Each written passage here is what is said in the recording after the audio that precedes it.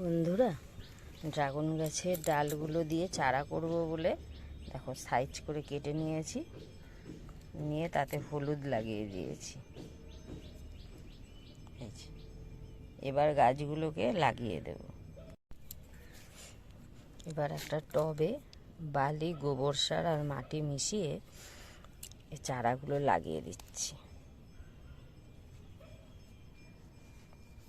একটু শিকড় গজাতে একটু দেরি হয়, কিন্তু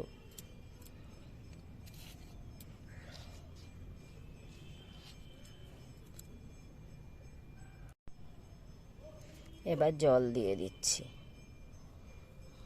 তোমাদের সুবিধার জন্য দুটো গাছের চারা আমি দেখিয়ে দিচ্ছি।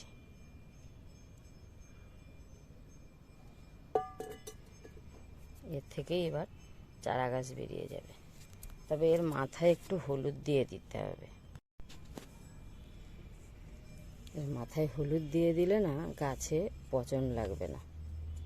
ওই জন্য তোমরা লক্ষ্য করবে যে এই দেখো ডালগুলো কাটার পরেও কিন্তু যে জায়গাটা আর কি চারাটা পুঁতবো সেখানটাও দেখো হলুদ দিয়ে দিয়েছি। আবার এই যে মাথায় যে কাটা জায়গাটা, এটাতেও কিন্তু আমি হলুদ দিয়ে দিলাম।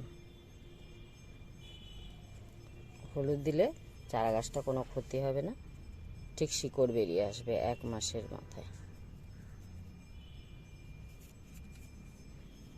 গাছ তৈরি হওয়ার পরে আবার তোমাদেরকে দেখাবো।